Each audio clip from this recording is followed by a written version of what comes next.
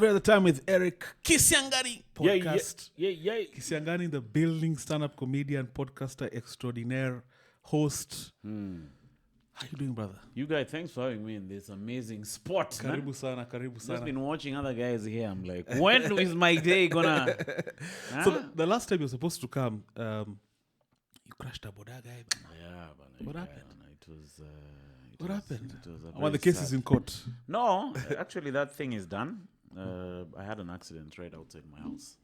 So there was a border guy driving down.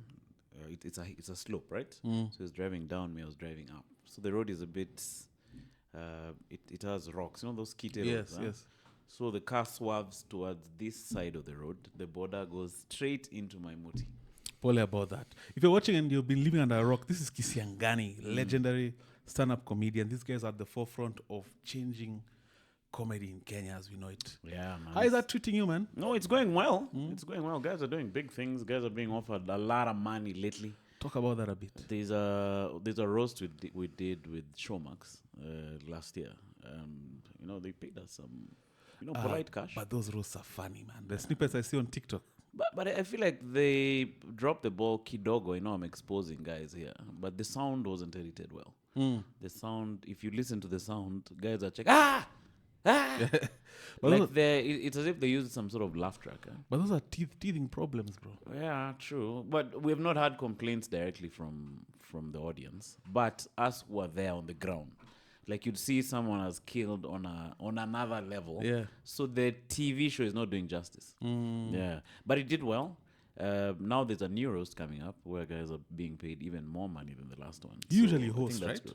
good. I hosted the last one. I hosted 12 episodes. My pal called Bashir hosted one.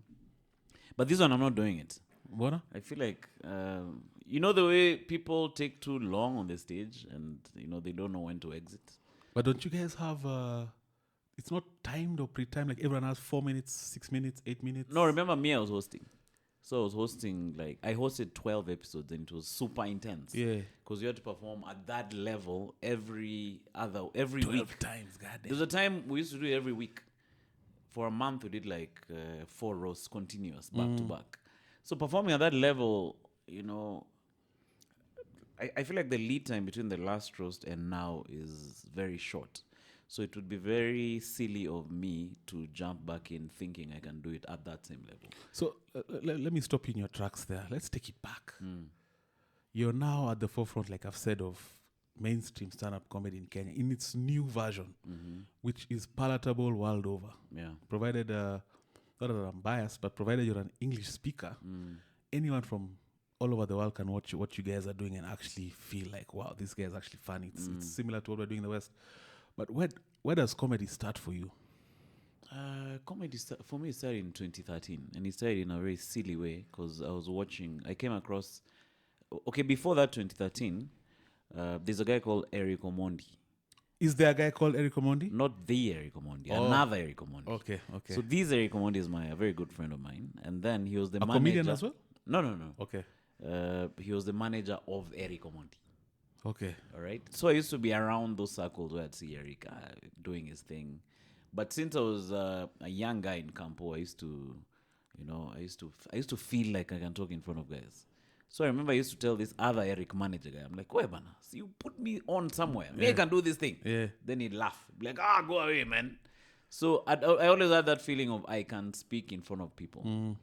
So fast forward 2013, my life had gone through some deep shit. So I decided... As with most comedians, huh? I think so. Some are fortunate not to go through crap. But there's always some pain somewhere inspiring the comedy. So anyway, during that time, I had a lot of downtime and I came across a Trevor Noah clip. So I was like, but I can do this. Yeah. So I decided to go to Churchill Show and try out my luck. What's the process of going to Churchill Show? Or what Those days you just show up on a Tuesday. They used to have auditions open on mic? Tuesdays. Oh, audition. It's very different from what we are doing now and the global standard. Because there, they used to do auditions Tuesday, Wednesday, and then Thursday there was a show. So on Tuesday, you go to a place like this. We used to call it Meza. So Meza is a guy sitting like you, and then you come stand here and do your jokes to this guy.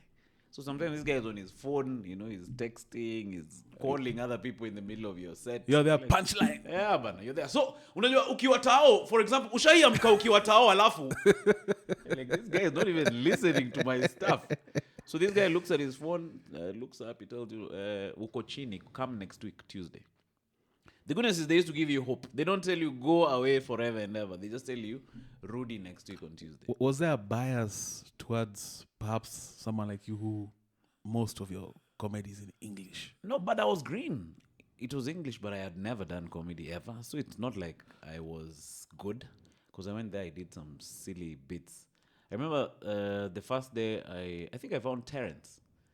Terrence was over there on the mesa. Those days he used to smoke like a nonsense. So, like a chimney. I was looking for the word. Yeah. Check, he smoke like a what? So Terrence is there. I do some joke. Then I did a joke about Raila. So he told me, we hiyo joke yako ya kwanza ilikuwa disgusting. Alafu ya pili Raila ilikuwa political. So kuja next week. I'm like, damn. So it's but not kudos. It takes some courage, some cojones to actually take yourself to Churchill and present yourself. You guys was the only guy there doing English jokes, huh? In fact, I remember there was one time I found Terrence there. Then I was telling him, at that time I had, penya, so at least he knew me. So I told him, e wiki, I want to talk about Brexit. Then he asked me, Brexit. Check Brexit ni nini? Check me. How do you Brexit? That reminds me of, contrary to popular belief, my wife always makes fun of me because part of when I was courting her, I told her I'm a stand-up guy. Oh, for real? So because at the time I was trying my hand at stand-up. I think in total maybe I did 5 sets, open mic. Oh, I remember you told me. Blues Lounge. But once I bombed once, I just never went back.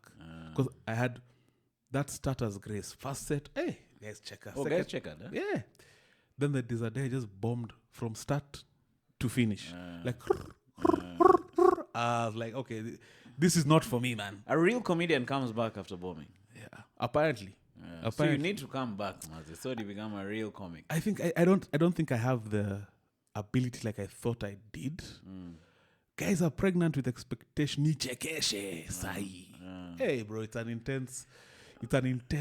I remember I studied how it goes up in Kanye, and I realized the guys who come back consistently are the ones who actually penya. In fact, I remember asking another guy called Waudo. Waudo is Churchill's right-hand man. So I asked him, what's the secret of this thing? Then he told me, consistency. So that's what I did. It's not like I was a natural, but I stayed there long enough to carve my own space up on that. Yeah. I was the first guy to call Ty Joho. Oh, for real? Yeah. Online? That time he was, bro, Kina Ty were green. Everyone was green. Like guys were just trying their hand at it. It's just interesting to see how guys have blossomed. Ty has a show coming up, I think in June. He's doing it at Red Room, man. But He's you said doing really 2013. Me, I'm pushing back, bro. 2013 is where the comedy started officially. For me. I want to hear, where did the comedian start? Because were you killing the crib when you were a youngin? Like, were you entertaining the family? No, I think I used to goof around a lot.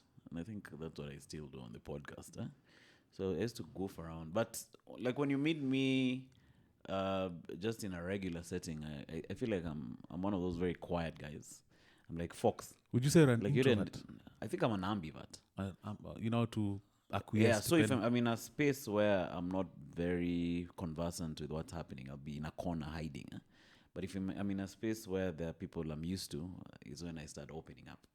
So I remember at home I used to be one of those. In fact, my neighbors used to tell my small brother, like, hey, kwani bro wako ni cheesy? Tunasikianga kupiga makelele kwa nyumba.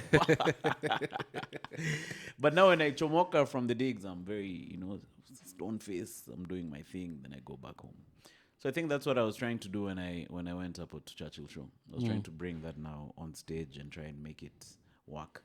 But one of the things I realized, which I have to say, is when I'd go to Churchill show and do my jokes, they would bomb. And then when I'd stop doing jokes and just start freestyling, it would start working. Like crowd work? Yeah. So I started talking to the audience. I make fun of a guy's jacko. Guys start laughing. Yeah. They're like, ah. But when I do a joke, it would never go through. But bro, Brexit and Churchill, bro, that's That's a different. I think guys had underrated the audience, especially the Nairobi audience. Yeah. I remember I met a guy called Sleepy, a brilliant comic. He's very good at crowd work. I don't know if you've seen his work.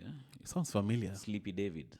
Very short guy, but he has a pastor-like vibe. But when you give him he's hilarious. But I remember him telling me, wewe ni ule wa kizungu? Hii haiwezi. Hapa, haiwezi bana. But funny enough, that gave me more courage. I was like, hey, haiwezi, but mitangangana. So it gave me more courage, and, I stuck it out.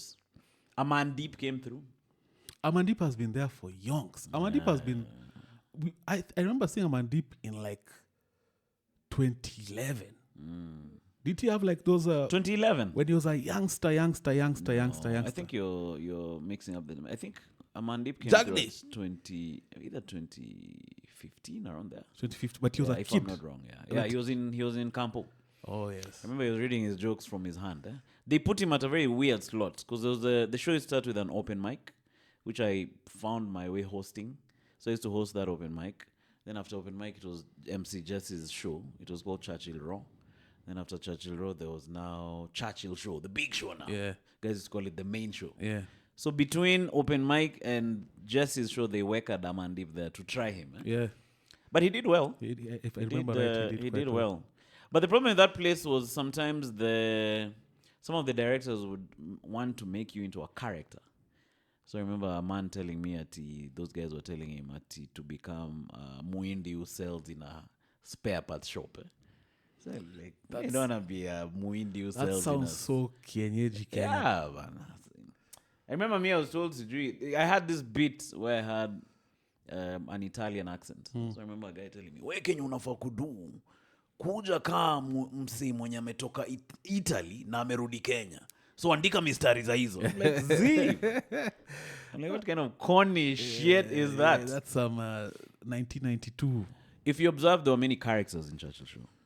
There was, and I'm not downplaying their talents. They were really good, but it boxes you into a certain level or a certain area. Okay, there was Teacher Wanjiku, who's brilliant at other,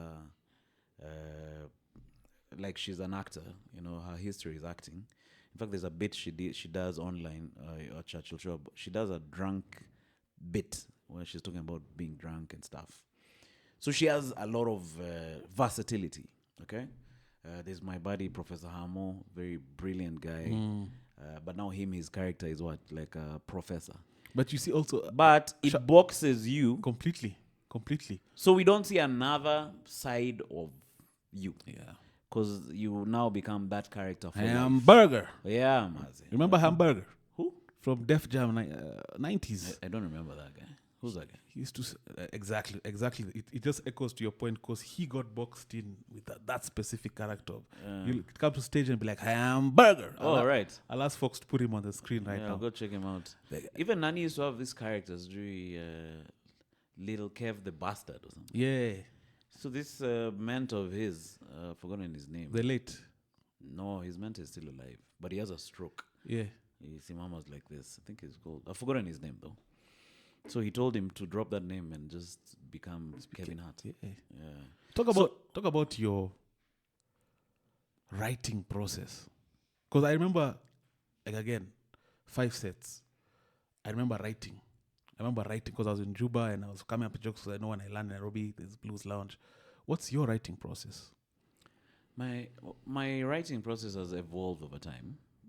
I feel like I've had 2 versions of my comedic career. There was the first one when I was at Churchill Show, where I was just... the format was that one of Ushai Kwakwa. So you imagine. Ushai Kwakwa podcast, alafu ukifika, unakaa hivi, alafu light imeashwa, Yeah. So you start painting a picture and you're imagining a picture. So there was that era. So now there's the new era, which I geared in 2017, where you start talking about your life. All right. And that resonates best with the crowd. Yeah, because every day you're going through new things and the people in the crowd are still going through those things. And then you're speaking it from your soul. Yeah. It's not ushai kwakwa. It comes out. Yeah. So if I'm talking about my, my being in a mat going to Kitengela, it's from a lived experience. Obviously, you exaggerate and add twists and stuff. But the foundation is truth. And I feel like that's what makes stand-up funny, and it gives it longevity. I don't know if it's longevity. Longevity. Longevity. Longevity. Who's your true north? Because, and I say this because I feel like whether we try deny it or not, a lot of our inspirations in terms of the art space, be it music, comedy, podcasting, comes from the West. And we kind of emulate the people we enjoy the most, right? So who's your true north in stand-up comedy? There are two guys. One guy is called Godfrey. Wait, why are you talking to me like I'm some shamba from Kutus town? You guys know Godfrey? Of course. You guys are not from Kutus? I'm actually from Kutus. That's my hometown, for real. Oh, for real. That's my shags. I have a buddy of mine Godfrey, who's bro. living Uko. You guys actually have the same head shape. Oh, but my head has some sort of depression. Uko ndani. That guy, first of all, is too underrated, man. Yeah, man. He's been too underrated for long. In fact, he's had to just carve his own path. Thank God for the internet. We are going to McDonald's. Yeah. One of my favorite jokes, man. He has this bit where he talks about his dad. He says his dad is Nigerian, and he normally calls him and tells him, "Come here. When I came here, I was naked. I walked here." Shut up. So that guy is hilarious. I love his energy. I love how he... it's as if he doesn't give a damn about the audience, but he gives a damn. But when you're watching him, you're like, this guy is in charge. Yeah, and he's a real msanii. Like his artistic expression it's deeper than just what meets the eye, and it comes out with his impersonations. Yeah, his impressions. The guy does. You can tell this guy spends days probably sounding like a crazy guy in the house just practicing. Did you see his impression of Steve Harvey? Yes. Survey says. Yes. That thing was hilarious. What? Yeah. Well, so Godfrey. Godfrey inspires me. He said something interesting, which I have to say. Go ahead. He said there's a time, I don't know if it was 10 years or 20 years. I think he had done some bits for 10 years and he decided to shoot a special. I think it's online. It's called Regular Black. That's the name of that special. You can check it out online. So he said he met Seinfeld. And then Seinfeld told him, so you're doing a special? Yes. How long have you been doing comedy? He's like, 10 years. He's like, oh, now you're a toddler. So he's like, he's been doing... And you guys should watch that special, eh? This guy is killing it. So he's like, in 10 years, you're now a toddler in comedy. So just start out and then you keep pushing. So I was like, man, this is it's a marathon. It's not a sprint. You know, I hear Kina Joe Rogan saying that. It's like, by my 7th year, I still sucked. And I'm like, bruh. Guy. Are you familiar with, sorry to just switch gears a bit, but you're a comedy guy. It behooves me to ask you this. Are you familiar with the one Brendan Sharp? Brendan Sharp, ex-MMA fighter turned stand-up comedian. Is he the guy who was normally on Joe Rogan? Yes. And then he does this very weird specials, which bomb. Bro, the Gringo Papi. What's wrong with that guy? Put the Gringo Papi poster on the screen. Bro. No, that guy, Joe Rogan, he has a soft spot for that guy. Sana. He actually the one who got him to stop fighting in MMA because, you know, Joe Rogan calls fights. Yeah? Okay. So at some point he realized, you guy, the way things are going, CTE is coming your way. How's that? CTE is like brain damage. Oh, like, for real? You're not winning. You're not putting in enough work like someone who wants to be a superstar. You're just a talented guy. You're just breezing through. Yeah. So Joe Rogan just told him, Kibeshte, just stop doing this, man. Oh, and he listened. He stopped fighting. Yeah. There's still remnants of that CTE even until today. You'll hear it sometimes in his speech. But then now, because of his MMA star power, he was already ahead of a lot of the pack in comedy. Okay. So a lot of guys... Because of the fame. Yeah, hated him. Because like, how the guy... Who's this guy? You're too. But you're being given specials. Yeah. And Joe Rogan warned him. He's like, okay, we know you have the fame, you know you have the clout, but bro, special. So he thought, these guys are hating on me, but that's because me I've gotten it in 2 years. Bro, his specials they are so funny because of how bad they are. Yeah. No, they are painful to watch. The Gringo Papi, that should be studied, man. I've watched it online. It's bombing continuously. He bombs from start to finish, and that's his crowd. I feel like do the crowd enjoy? No. They're just there to watch the spectacle. I feel like there's a problem if you're bombing and you're not recognizing that you're bombing. Like that shows some level of arrogance. You see the way you're saying you bombed and it made you react a certain type of way. That's a normal human being. But if you're bombing and you keep bombing, There's some comics in our scene who, they're coming up. I'm sure they'll improve. But sometimes Kitamba used to like volunteering notes to new comics. So I'm like, apana Kenya unafaa kudu. When you intro your bit, you do this and this. Guy ignores your advice and comes back and bombs again the very same way. So I feel like there's a problem with a comedian if you're bombing and you're not changing up what you're doing. Because the audience, like, they feel that pain of you bombing on stage. Yes. That's why they clap you off.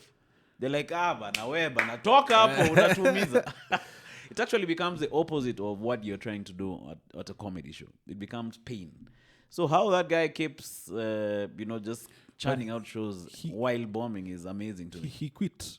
I watched the podcast, The Fight and the Kid. So he stopped doing stand-up. But he's a brilliant podcaster. In terms of being funny in the podcast setting, Okay. amazing. And I've come to realize that, because I remember when, Andrew Schultz, of course. Yeah. Andrew Schultz was at some point trying to get Charlemagne to do stand-up. Oh. But Charlemagne was like, I tried it. Me, I'm just funny more in just like a natural setting, not a stage and a mic. It's a different ballgame. I think that's the highest level of putting yourself out there. Like that, but that recognizing where you are is a good thing. Like recognizing this is my area of funny, I think it's a good thing. Like at Churchill Show, I recognized my area was just hosting. That was the only way I could. No, you're a survive great that host. space. Over there, Maze, if I'd go at give it up for Emmanuel, pain. But even for you, it even translates because you're a great host on stage. Even the pod, the way you control the pod. I think hosting is one of your strengths, man. Oh yeah, I think so too. It's one of the things that come naturally. Although sometimes you also want to grow this other side. But it's nice when you just embrace your area and just try to be the best in that area. That's one of the easiest ways to go up, I think. So you said Godfrey? Yeah, there's Godfrey. Then there's this other guy called Brian Regan. Have you ever seen Brian Regan? Sounds familiar, no? He's a white guy. He does clean material. No cussing, but not boring. Like hilarious. Like he's one of those comedian. Like he walks into a space, guys like, hey, Brian. The people's champ, eh? Yeah, man. He has a special called I Walked on the Moon. Yeah, it's on YouTube. Yeah. He does it at the Improv Club. Yeah. He does about an hour. That guy does jokes about buying a fridge. Like and it's chicken. Yeah, you guys, you will be dying with laughter. So Brian Regan, when I'm on stage, those affirmations you tell yourself before you go on stage. I normally say, I want to be like, when I go on stage tonight, whatever is on Brian Regan, whatever is on Godfrey, I want that stuff to be on me when I'm on stage tonight. And there's something about, especially in today's context, being able to be clean and still interesting. That's a gift in its own self. Being crass, doing crass jokes or let's say sexual jokes, it's like a crutch. I went to SA sometime, was it last year to try to try the open mics over there, rate myself. South Africa, man. So I remember when I was there, I did my first set at some joints. Some of the jokes which kill here bombed there thoroughly. I have another joke called Big Mama. Was that a context thing? I think it's an audience thing. The Njani Baba. It was a colored. Cape Town has many coloreds and white people. Colors are a different breed. I lived in SA for a few years. Yeah, Maze. So I'm there in that colored room, and then okay, that sounds weird. So I have a joke called Big Mama. Talk about it. So I talk about I was in love with a big mama. So I talk about this big mama was fat, obviously, and then but I don't use the word fat. I say big mama. Then I say to give myself a license to do that joke because I really thought about this joke when I was building it. I say my mom was a big mama. So my mom was a big mama. She used to walk like this. And then she had that thing over here. So she'd say, go and sleep. Then that thing shakes. Shaky guys here. So I say, my sometimes people hook up with chicks who remind you of your mom. Hey. All right? Guys are like... So I'm like, my girlfriend was a big mama. So I now get into the bit. So I say she used to walk like this. Then I say we used to shower together. Then I used to wash her back like this. Then I say the way I used to even have that thing for the petty to nini her back like this. So you guys, you should go. But I've posted a special on YouTube. We'll post it up here as Go well. check it out. Huh? I do that joke in that special, and it kills. I did that joke in, I say, crickets. He's talking about sleeping with his mom there? Guys. He's talking about sleeping with your mother No, I now? wasn't saying sleep with your mom. You know what I'm saying? Yeah. I was just doing a fat joke. It was just a fat joke, all right? But I'm just trying to look for licenses to be able to do it without getting cancelled. But in Cape Town, there are many people who are very overweight. You know that? Yeah. Yeah. Talk about your worst bomb. I think that was my worst bomb. Yeah. I was going somewhere, that story. So when I was done, I did a couple of other sex jokes. Then I noticed the comedians do observation jokes about other stuff. Okay? So I remember when I was done, the comics were like, hey, yo, you're the comedian from Kenya? You're the guy with the sex jokes. They give me a sex joke. What do you mean sex jokes? So what I learned from that trip is, because now towards, because I was there for like 10 days. By the 10th day, I was doing well. But I had to rewrite my stuff. I had to do observations. I had to get rid of all my sex jokes and just start doing material of things that I see. So sex jokes could be a crutch. Louis C.K., are you a fan? I'm not a fan, but sometimes sometimes I come across his bits and they're just brilliant. It's a different level, man. First of all, he survived his scandal of jacking off. Because he used to put himself on. Have you ever studied that stuff? Like the reason he survived, all right, is from back in the day, Louis C.K. had a website where he'd direct everyone to buy his specials from there. So he'd sell them cheaply, like you'd get from $10, $5. So you can get his latest special, and then it comes with these other ones. So he had his own store. So now when he was going through that storm, it was very hard to cancel him fully because he had his own shop. And then also, I mean, Kina, there's the likes of, I'm forgetting her name. She's like, yeah, I used to let him. Who? Some fellow stand-up comedian. The jack off on phone. Huh? Yeah. She's like, I think he's just a white guy who's man. Guys are But in as much as it was crazy, for context, if you're watching, Louis C.K. had a scandal where he used to masturbate in front of ladies, some of his staffers and shit like that.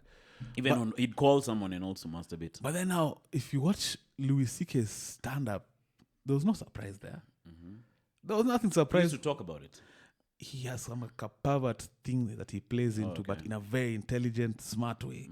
I remember trying to watch one of his specials with my paps because my dad likes stand-up comedy. Oh, okay. And then I remember he just looking at me like, hey, this one, we can't watch Oh, together. it's edgy, man. huh? Hey, it's too edgy. Yeah. Why were you doing that? See, we just had, we have a comedy rapport. We've watched Chappelle. Chose Louis C.K. My mzee loves stand-up comedy. Have you ever tried to watch George Carlin with your dad? No, not. I think He'd probably love that, yeah. It's funny, now George Carlin, I was watching George Carlin with some chick who's an ultra-feminist. Huh? And right now, the things he was saying, I don't think is it called the left? I don't think they'd fucks with George Carlin. It was too It's like a prophecy of now. Yes. It's like he's actually doing that stand-up right now. Yes. It's like, wow, what the heck is this guy? What the heck is he talking about? He touched on some very deep stuff. Yeah. So now, how does, because this might be a bit touchy, but we're Kenyans. And for our generation, millennials, a bit of Gen Z, but mainly millennials, the path was never the arts. For you to be taken seriously in life, the path was never the arts. It was always, so you're going to be a doctor or a teacher or a lawyer or So how did you navigate that? Because that's a very unique dynamic. I think it was easier for me because I was now diving into stand-up way after I'd moved out of home. Because my dad wasn't paying any of my bills anyway, so I could decide to do what I'm going to do whatever I please. Yeah. But I remember there was once he was sick in Nairobi. He's lying on the bed. That day, MC Jesse wasn't there, so I was the one hosting the Churchill Row, which I used to hate. I used to hate being on TV on that show because I'd get cooked in the comments. Like on Twitter, man, guys would be like, hey, who's this guy? But you care? It used to affect me those days. Now I don't. I've reached a point I don't give a damn. Yeah, nowadays I don't. But I was younger then in my career, so still trying to impress. So I remember my dad is like, "Oh, you'll be on TV. Put it on the screen so that when it comes on, I see it." So I put NTV, and then I left. The next day, the guy didn't even talk about it, you guy. It's like my son bombed. My son was boring on TV. In your mother, you guy. So, And that validation for a parent, it doesn't matter how people pretend. We all want it. Yeah. I wish she was there now, especially with all these roasts that I've been hosting and these glamorous TV shows. I feel like some of these things, like, say that roast, they're like, I think sometimes we need that as artists. We need someone else to say, this guy is good. You know? Because you can put yourself on YouTube. You can say, Minaji publish. I'm self-publishing. But when someone else, like, say, a Showmax or a Netflix or some other Gives you that stamp. thing comes and says, hey, you guy, you're good. We want to put you on. It gives you a sense of validation in your career. And it also validates you in front of other people also. Because some people will only respect you when they see you being put on by someone else. Like, oh. But it's weird because, let's leave here a bit. That is a fantastic thing you bring up, because I see that in terms of a guy will be very quick to tell me, hey, I saw you on Dr. Kingori. Fire. Like, I've seen you, I saw you on, a platform that already has that trust. Yes. I'm like, bro, if you watch my podcast, it's better. In my mind, I'm like, you guys, I do a better job, But there's a way guys won't give you your props as you provide, unless you have someone mainstream putting that stamp. And now that's something I've struggled with. I've had to be like, don't let that affect you. That guys are only, I saw you on Dr. King. I'm like, bro, I've been doing this. This is what I do. I've been here. This is what I do, bro. Like, no, if I feel you. And that's a struggle I also have, especially on my podcast. Because one of the ways, have you ever thought about the podcast's guest, Kenyan podcast guest circuit people? Okay, that's a long title. There's some people who zunguka podcasts. But that's the point. For me, can I explain to me my ethos around that? We're all growing, right? We're all trying to grow our brands individually. Bro, and again, I said, my true north is a guy like Joe Rogan. He created a podcast sphere. And at least 30 guys to 40 guys are multi-millionaires off that. And how do they do it? I come on your pod, you come on my pod. Once in a while you come on my pod, we go on that pod, we go on that pod. If you see my friend Saji, that's what we've been doing. Yeah, I've been saying that stuff. Bro, there's a mentality of if I share with this guy my audience, a type of audience. Yeah, that's not how it works. There's 8 billion people, there's 56 million here. Me coming on your podcast, I'm not living with your fans. Definitely, yeah. All it does is grow, and then you just keep doing that consistently. Yeah. And there's a way I will talk on your pod, and you will relate on my pod. That's different. Yeah. And it's the audience dynamic. love seeing that. This is how he sounded on this show and on that show. I'd love to see him on that show and like that. Yeah. So what we're building is a podcast universe. No, I hear you, but I'm talking about the validation. Remember the validation point? There's some people who, when the audience sees on your pod, which is what you were saying, they'll flock there. There's some specific people, I think. If someone has, say, Abel Muto on your pod, you'll get some mega trust transfer. The guys like Njugush. I feel like those are like the, You know who's the Kenyan biggest? YouTube gods or something. You know who's the biggest? Who? In terms of trust transfer? Kibe. Whether people hate him or love him, the Kibe effect is I've never seen anything like that. Oh, for real? Eh? Yeah. Like, so let's say you have some of the guys you speak of. So you'll get like 500 new subscribers. Kibe rocks up with 3K. 3K subscribers. This guy has disciples. I've not, and I think I've interviewed quite a few people of note, so to speak. Nothing touches the Kibe effect, bro. Till today. He translates. Vibaya sana. He has disciples. Yeah, I've had him on my pod. I think when he came on, I had 500 guys because my pod was still pretty tiny. Yeah. Actually, I was surprised when he came to my pod. Kibe is a real guy. Huh? He's a real guy. Because he just came, we had lunch up at that restaurant, then we went upstairs, we did a pod. But guess what happened? The sound was messed. I remember the sound. There was something up with the like, sound. what the heck? Like, why? Have him on again. I'll call Nani. I'll call that guy. Have him on again. Yeah, because that was one of my sad moments in life. That podcast was quite interesting, but now the sound was messed up. Have him on again. Yeah, I'll call him. Because the way you've, in the last like 5 months, I've been seeing how you're more consistent. You're churning out. It's almost like you're on a mission, right? That's the only way to grow. Yeah. Because, bro, let me tell you, me, I'm a guy, whenever I'm not at work or I'm on content 365, 24/7, provided I'm not at work or like. So there's guys who are just yearning for 24-hour content. If I want Kisiangani, I want now. Yeah. And I want another one tomorrow. And I want a fresh one. So what you guys are doing with the consistency, bro, just keep at it. You'll be surprised. I think we should do better with guests.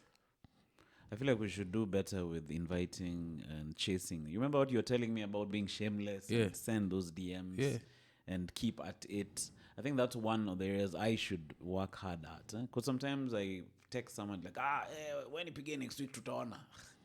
Next week I'm like, And then you see let me just call the regular guys we pod. But that's not the attitude we should get you. What I realized quickly is also that like some of these famous guys or politicians or the number of things they're dealing with, you're number 100 on their priority list. So the guy has every intention of coming. Me, you're taking it personally, but it's ulisema tuongea Wednesday, sasa tutaongea Wednesday. Yeah. But you have to keep reminding him. You have to just keep appearing in his purview. Yeah. Me, all the big guests I've had, bro, I've hunted them down. Yeah. So damn near almost with a You told me you even sort of invited yourself to Moab Spot. Yeah. You're like, can literally, I'm like, what you can I'm like, I can do a master class here. I can pod with this guy. So I saw the number down for donations. Macarios. Yes. I called it. The first day didn't pick. Second day I called. Hey, Sama, hey, my name is Eric, man. Yeah. I'm a huge fan of your show. I'm an airline pilot. Then it's like, hata vile kuna historia Ogola. We kuja. Yeah, that was perfect timing. Yeah. Bro, me, I know I can pod. It's not it's not up for debate. I feel like the people are coming to realize. Yeah, like it's one of those things. See, though you're absolute and resolute about your stand-up. Yeah. That's how me I am about this shit. Like I'm sure about it. So I don't have shame. If you see my thread with Sonko, eventually he'll come, but it's shameful. It's like 2 weeks or which dates do you propose? Let's talk tomorrow. And it's and the story, the saga continues. Yeah, but until the day. Yeah. I feel like maybe that's what Obina did with Gashago. Because I heard them saying, at last, tunaifanya, at last. So I think probably that's what he did. There's no shame. But they shout out to Moaf. Moaf is one of those, we were talking about trust transfer. Yeah. He's one of the first guys who did that transfer thing for me. And like, he didn't need to. Like, I think I was on episode, I think I had even less than a G, guys. And then I called him, like, yo, unaweza come pod yangu. Those days I had like 2 seats. You remember those old office seats? Yeah. Those 2 leather ones. Yeah. So I had 2 seats and a mic. And he just came through. And we did a thing. Then I called Ian. Ian also came through. Rapture, they also came through. So those guys, in terms of trust transfer and helping me, putting me on, Maze, shout out to those guys. And they understand, because they understand. They see the bigger picture. They see it from they're not, what's the word that people like to use? They're not misers. Hoarders. They're not they don't have that hogger mentality. But talk about the podcast, because was that just a natural thing in today's setting of stand-up comedy to start a pod? The reason I started the pod was, I used to be on radio. So I was on radio for about 2 years. And we used to have this show where we talk about relationships. It was a fun show. It shikad. And then goodness is I was doing it with a pal of mine. So we have that chemistry already. But what we were talking about was relationships, like purely, which is not up my alley. I can talk about it once in a week, but every single day, it's really how to make your girlfriend get an orgasm. I'm like, damn. Or was it a comedic spin, or it was like serious? No, it was serious. It was point number 1. So check it. The first point that you need for your girlfriend to get an orgasm is start in the morning. So I remember I used to leave the house. I'm like, yo, man, I don't feel like talking about this shit today, man. Yeah. But the paycheck was good. So I was just, I'd scrape through. Something happened, and then we quit that job. And then I decided to buy equipment for podcasting. So I bought that pod track thing. I bought a couple of mics. I'm like, now I'm going to do podcasting. Screw this mainstream shit. And then when I was doing that, I still came with that relationship nonsense. On the pod? That thing shikas, actually. That really, there's an audience for that stuff. Because guys love relationship stories. So on the pod, I'd be like, 7 ways. You know those BuzzFeed things? Yeah. So I'm like, 7 ways. Is she really into you? Yes. To do fast dates, etiquette. So I did it for a while. I used to have like 7 views. I used to do it live in my house. So I did it for like maybe a month or 2, but it wasn't gaining any traction. So I just stopped. So I had the equipment, and then I'm like, this thing is not working. So fast forward, I just went back and... Do you feel guilty? And here is what I mean by guilty. Sometimes I feel like I have equipment in it, I'm not doing enough. Like I need to shoot more. So at some point when you stop, you feel like, you guys have the equipment. I was wondering why I have another failure under my... Why am I not doing it and I have the equipment? Yeah, I'm like, yo, man, I have the mics, I had everything, lights, but I was not producing anything. So it was one of those things which you put at the back of your mind because you're like, even that has failed.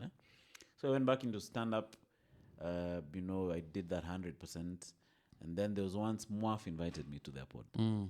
So I went in there. Then when I got in there, everything they're using, I had those things. Like P4. Yeah. Nangos. The P4, I had a phone. Yeah. I had a couple of lights. So I'm like, what the heck is wrong with me? So I did the pod there. Then I said, from today, when I leave here, I'm going to go start a pod. So I went. But I changed my approach. I said, I'm going to host people I like. And then I'm going to have conversations about things I like. I'm not going to, try paint a picture of some relationship guru, which I don't think I am. So I started the pod. I called a guy called George Waweru. Hilarious guy. You should have him on here. Glasses? Yeah. Brown skin guy? Yeah. It's fine. So I'd booked that guy like 100 times for my alleged pod. Chikinaji nataka kuanzisha podcast. You come to answer. So I'd cried wolf. This guy is not serious. So the last one, I actually really convinced him. Then he came through. And then another reason that got me to start was I became my mother's caregiver. Because my mother was going through some cancer thing. So I'm the one who used to take her to Hosi. Because my schedule was a bit flexible. Because comedy is journey. So I take her to Hosi, go back to Mada. I drop her there. She wants to go shopping. I take her shopping. Those days she was still active. How are you doubling up being a caregiver and a funny guy in the evening? You guy, it was crazy, you guy. It was... In fact, those earlier pods, I was sad earlier, but let me crack you guys up. I used to write about stuff. I'd write about Hosi, I'd do bits about going to Hosi and all that shit. Have you healed? I don't think, you don't truly heal for that thing. I think you learn how to live with it. Because she passed on. So you learn how to live without her being there. But you'll never heal. And the goodness is, a friend of mine told me that before. He was like, hey, mazi, hii pain haita ienda. Lakini... utapata vile unaweza manage. Ted Josiah said something similar, quite deep. It's like you walk with a limp for the rest of your life. He lost his wife. Yeah. Like, damn. Like, there's nothing that can fill that void. But you learn to live with it and to cherish the memories. Then I also think some people react differently. Some people are pushed into drinks. Some people, comedians, that if we have an outlet, you'll do it on stage. Like, there's a bit I used to do about my mom. So I'd say that she had lung cancer and she couldn't breathe, but she was really into politics. So when I'm driving her to Hosi, she's like she's not talking a lot because she can't breathe. Then she now masters some strength and decides to say something. Then she's like, unajua huyo Ruto anatusumbua sana. Yeah, Ruto. So I'm like, yo, President, if you're watching, guys, people are garnering their last strengths. Confirm that I'm you're like, not doing is what that you're one supposed you to want to talk about with your last breath? What's wrong with you, man? I used to find that hilarious. So guys would laugh, but now... But your pain. They laugh, then they're like, hey, why are we laughing at cancer and someone, almost dying? In fact, after they show I remember some chicks was, is that true? Is that story about your mom true? So guys react to those things differently. This story may talk about people there. No, I'm just trying to pick your brain and see the... Well, you're asking me how I started the pod. Yeah. So because that was my job during the day, I had to be around her. And it's not just me, to be honest, because we had shifts. Like me, I was the during the day guy. With your siblings, you mean? Yeah, my siblings would, like my bros would pay most of the bills. Later on, when she got really sick, my sisters came in because now you have to have her washed and stuff. So everyone played a part. But now, in the initial days when she was still strong, I'm the guy who used to be around. So now during the day, I'm like, what can I do? Like, how can I take care of my mom and also be productive? Because I can't just be idling around all day. So I decided, okay, I'll be taking her to OC, and then I'll book my guests for this podcast I want to do. I'll book them in the afternoon when we are back from OC. So I started doing that. So we'd podcast in her house. She has an apartment up in Mada. So I talked to her. She gave us a room. She's like, okay, you can do it from here. So she had a... Shout out Kisiangani. Put that podcast on the screen. You man. guy! Fire podcast. You guy! But I had a lot of fun that day. Uh-huh. It was fun, man. You should come back, Maze. We do a I'll- part I'll- 2. Gladly. Smell, eh? Gladly. So you guys, if you listen to those initial pods, you can hear her coughing in the background. Eh? Like if you listen keenly, you hear... Hey. So that's how I got into podcasting. And the goodness is also the comics really supported, because there was also no outlet for comedians in terms of who they are, what we are doing. There was no comedy scene pod. So we'd use the podcast also to promote our shows. So you're like, hey, thank you for watching the pod. We have a show this Saturday. Please come through. So it's both it's like our own, very own radio station. And you see, Kisiangani, because of... I'm not kissing us. You're a talented guy. I don't want you to ever trivialize what you're doing, because it's historical. Sometimes 15 years down the line, you look at what you've built and you'll be like, wow, I can't believe sometimes I was just thinking this is just a thing I'm doing. We're on path to be in a different realm, bro. This is the thing that's going to change. It's not my day job or your day job or whatever. It's this comedy thing you're doing and the podcast. Yeah. Believe it. I can see it. I can see it 100%. But now let me ask you, why does it look like, from the outside looking in, there's like quite a nice pool of new talented comedians? Of course, you there. Why does it look like there are factions? It looks like there are cliques from the outside looking in. Is that a thing? What do you see from the outside? You can start from there. Division. Is that the case? Because it looks like there are factions, man. Yeah, there definitely are. Okay, factions is Faction sounds like I taking we the faction of Nairobi West are going to murder the faction of Kilimani. Okay, it's not that serious. So I wouldn't call it factions. To be honest, I normally downplay it and call it growth. Because when we started out, we were one outfit. I remember Doug used to call it a collective. Stand-up collective. Yeah. So a collective of comics, contributing their talents to, do this comedy thing. So we started off like that. It was going well. Okay. I still had my Karura Comedy Club, because we did some show in Karura at some Indian ladies' joint. I remember she took some of our money from the tickets. I'm like, what's wrong with you, man? We only made 1,500. Now you've taken almost half. So anyway, so that place was in Karura. So I called it Karura. And then... You called Karura. Karura Comedy Club, you guy. And then Doug was just back from Canada. Amy decided to... He got that place at the Blues. Blues Lounge. Yeah, Blues Lounge Mondays. was initially owned by a guy called Brian Onjoro. In fact, that guy is like the comedy OG. Yeah? Like he's the founder, especially this stuff we're doing. Yeah. So Brian Onjoro used to run that room, and then Doug took it up. So Doug is very good at organizing. Shout out to Doug, by the way. He's very good at organizing stuff. So Stand-up Collective, it surged. Put Doug Mutai on the screen in case you're wondering what it is. So Stand-up Collective really surged. It was, he's very good at putting things together. He has a business mind.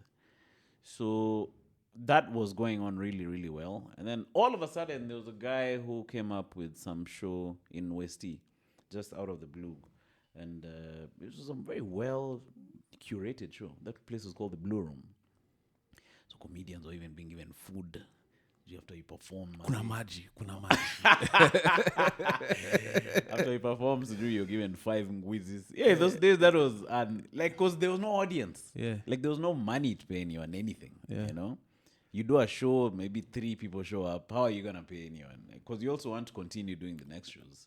So this guy comes through, tengeneza show, bana. So comedians go there, you know, and that was the birth now of Punchline Comedy Club. So Punchline started off like that. Shout out to Eric. Eric is the curator of Punchline. Very cool. Eric Lusavali. The Zim guy. No, it's not Zim. He's Kenyan guy. But he travels a lot. He travels a lot. I once bombarded Eric, if you're watching, Eric Comic, you have him saved as a Yeah, comic. you should have him here. During one of my throws of one of my episodes, I bombarded him 2,500. 2,500. Hey, and he sent me. Oh, he sent you? Yeah. Were you guys buddies? Just on the strength of him seeing me in Blues Lounge. And I exchanged numbers, he gave me some compliments. And then now one day when I drill ups, I was like, when you're scrolling your phone book, I'm like, This is a guy Eric I've known. Comic. This guy might give me. And he hooked you up? He hooked me up, actually Shout out twice. to- I was like, damn, nigga. Nice, man. So anyway, Eric started Punchline. The way Eric runs Punchline is very different from how us guys do things. He has his own system of doing things, which I guess that's how he does his thing. And these are way other people do their thing. Be more So descriptive, that tell us that difference. What is the difference? No, his What's the philosophy? What's okay. Many guys used to go to Punchline, to be honest, especially during COVID. I used to go there, but I used to find the vibe to be off. To be honest, stale? like Stale? no, the show was awesome, but I used to find Eric to be interesting, like the way he do things. You know, Mind fuel up. yeah, man, I'm like, Stand yo. up. It's your turn up. I'm like, what's happening, man? So I decided, free country, let me go start my own room. So I went inside a room across the road. And it was a bit of an uchokozi move. Yeah. So I said my own room in Hurlingham. Remember, 2 Grapes is just down the road, doing really well. May I go up to Hurlingham, I start some room in a place called Move. I don't know if you've ever been to Move. Huh? Sounds familiar. So Move is just next to Ad Life. So Eric is like, yo, man, what the heck is wrong with you, man? Why are you starting a room and you know I have a room on Wednesday? So I'm like, no one owns rooms. No one owns days. Yeah. I can start any... Rooms are for everybody. Yeah, I can start my own day. You don't own Wednesday. I'm going to start my own Wednesday comedy show. So obviously that rubbed him the wrong way. Eh? So he was quite upset about that. So that's how me and him parted with. But what does that mean? Sorry, and respect to him and respect to you. Yeah. Rubbed me the wrong way because I started... Yeah, at that time there was this unwritten. I remember him telling me, you know what, me and Doug, we normally say that on Wednesdays, before you start a room, you have to consult so that we know which day won't step on which day. I'm like, me, I don't care about these days of yours. Me, I'm starting my own Wednesday room. Okay, that room tanked though. It did horribly, but they used to give us fries. Yeah. So comics would come there for fries. So that's how me and Eric parted ways. Is it fixable? In regard to the other, I don't think grudges are there for life. In fact, there's another day I called him and told him to come to the pod. Eh? That guy is a very good organizer. He's a brilliant organizer. Is he a In terms of stand-up putting up comedian shows, as well? he is. He's a stand-up comic. He does his thing. I think he was in South Africa the other day for some Laugh Africa gig. But in regard to just the nitty-gritty of how that place operates, I don't agree with that. So I remember I exited. Then have you ever left a place and you ask yourself, Kwani, is it me who has a problem? Because Kina Dag was still there and many of these other comics. Was that attached to a bag, perhaps? No, so now I was asking myself, is the problem me? Until I saw guys exiting one by one. Mimi ndo sida. I was like, Mimi ndo sida, monde mandi sida. So when I saw guys starting to exit like one by one, disagreements on how things are being run,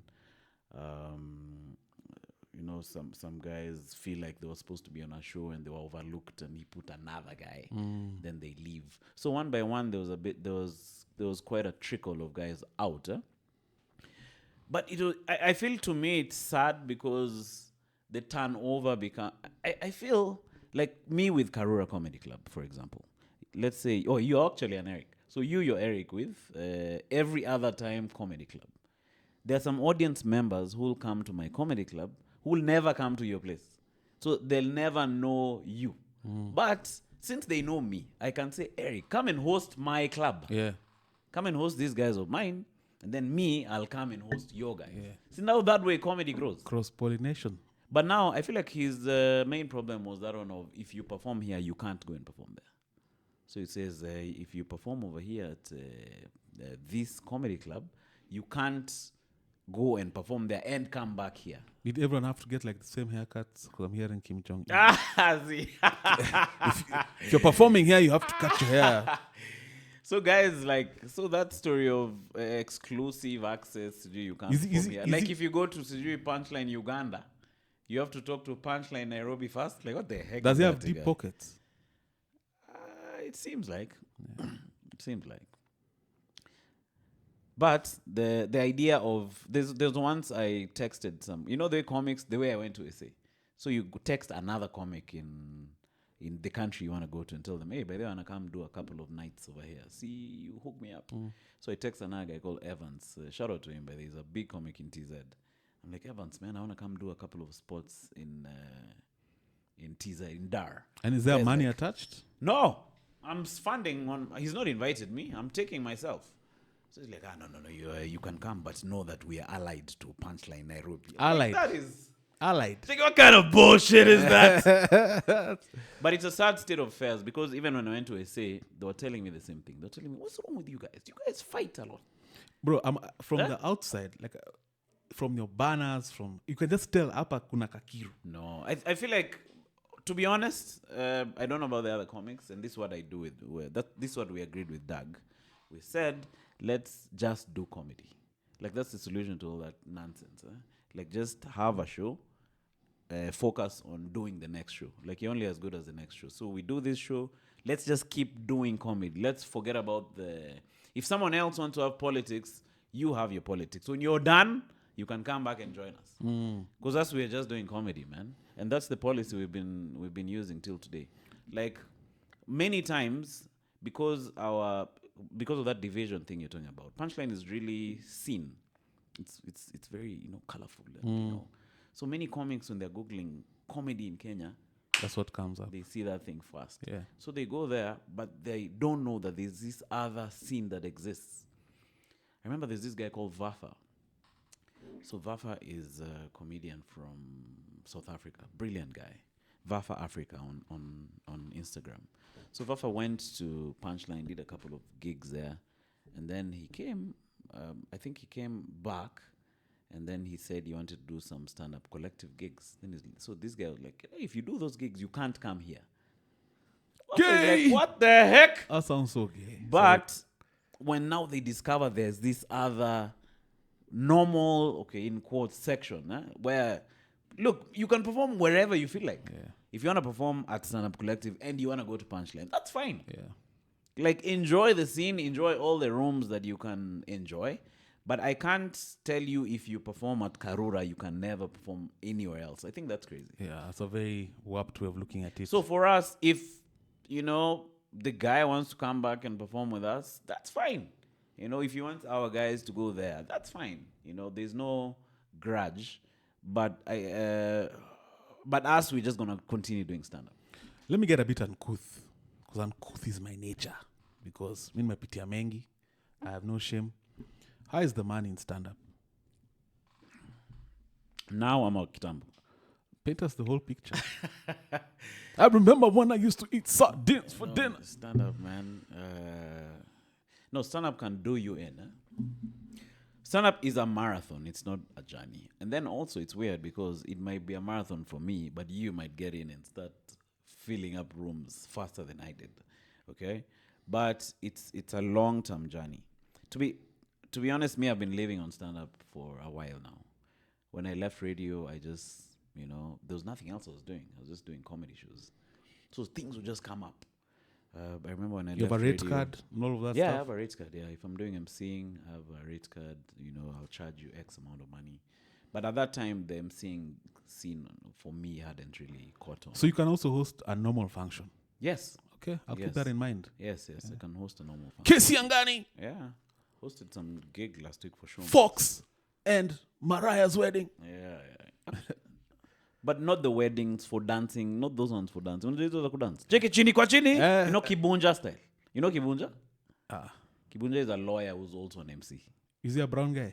No, he's a dark guy, beard. He's married to Esther Kazungu. I'm not familiar. He's married to Kazungu is married There's to this other brown gentleman, short guy. He was even the MC at my wedding. He's a bro. Who's that guy? That guy works hard, man. Oh, yeah? I always see him every wedding, bro. Paka at some point we're like, hey. To be honest, me, I don't like weddings. Because that You have to fake it. I don't know how to dance. Me, I don't like that. Twende chini, haya, twende, haya wa mama, haya wazee. I'm like, yo, man. Plus when himself a Brexit ban. Me, I just Have you guys heard I just about want to Brexit? stand there. If I can get this, corporate hosting gigs where you just stand. You would kill. Yeah. Let's have up next. Then you throw an off-the-cuff statement. But should I hear kuna cartel? I think there was a cartel, but it's breaking slowly. Michael O'Year used to do those gigs. Remember Michael O'Year? Yeah. The late? Yeah. Yeah, those are the gigs I love doing. Where I can just speak off the cuff, there I'll shine. But that one of going there to performing and doing jokes for a corporate, it's normally really hard. Eh? So do you panga your shows in a way like in terms of quotas? Like I need to make this much, I can cover my bills and etc, etc, etc. How do you plan yourself around that? You have to have targets. So you have to have, like me, I'm an organizer also. So I have to have targets of shows that I have to organize to reach a certain level. So I have to say I'll do my gig in Mombasa. I'll do my gig at Cares Organics. Those are now the predictable gigs where you know how much you're going to make. And then now there are these other gigs where people invite you and say, come headline at my room. Doug can call me and say, come and do an hour here. How much is that? How much is that? It depends on the tickets. You can get from... I want $1,000, nothing less. No, that one you don't charge. You get a split on the tickets. Okay, on the door. Yeah. So you take... And that's some of the sweetest money you have. Because you're getting money. There's no one telling you what to say. You see, if you go for a corporate, they'll say, don't talk about X, Y, and Z. No politics. Yeah, no politics, no your mama jokes, just keep within these parameters. But tickets, you can do whatever, because they're there to see you. Yeah. So that's the sweetest money you can ever have. Huh? So guys are making money now. A man was telling me the last special he did, I think he made like 50 G's, and it was just like a small thing. Huh? It wasn't like a big... He was just trying out a new hour that he's... Jagday. Yeah. There were some funny jokes in there, man. Yeah. He was trying... Not the one he's posted. He's building a new hour. So you invite guys to come listen in and see if the bits work. So guys, I feel like now guys are beginning to make money. But the new comics have to go through that journey. Like, I can't want... Like, Doug is an OG in comedy. Like, to be honest, I feel like he's my senior. Doug was doing a special... when I was at Blues Lounge, that's 2016, 17. Yeah, I hosted it. He was doing a special. I remember thinking, wow. Yeah. There was some crazy hecklers at that special. Yeah. Huh? So I consider him like an OG in terms of the scene that we are running. I consider him my senior because he's had very. How much time do you have? No, we still have time. Okay. My appointment is at 2. I keep seeing you look at your watch. I'm like, am I? Okay. No, this is sometimes I just play around with it. It's a habit. So Doug. Where was I going with this story? What are we doing? He's an OG. Yeah, he's an OG, and like if most of the things I see him do is from the years that he spent doing stand-up, especially at the established scene in Canada. So I normally observe and learn from him. So what? I remember what I was saying. I was saying the younger comics should not be in a hurry. They should learn. Johnny, man. Yeah, Johnny. I don't want to be like Doug. Okay, because Doug has, but I want the experience he has. How am I gonna get it? Get on stage, put in the time, and then eventually, I'll get to whatever level he's on. All right, but that's my mentality. So if you're a younger comic, you can't come in and say, "Hey, me, I wanna make Manu's money." Yeah. Guy, I've been slaving since 2013. You guys, how are you 23 years I have waited. Yeah, so you have to go through the ropes. Remember the toddler story? Yeah. 10 years you're a toddler in this game. So the money is at your level. If you're starting out, if you're good, people start throwing you shows, say come and perform. If you're good enough, you'll build a crowd and guys will actually fill up a room to come see you. So money in comedy is according to your level in the game right now. And Kenyans, I feel like the culture has grown in terms of comedy shows are form nowadays. Like, it's the same as going for a movie or going for perhaps to a club.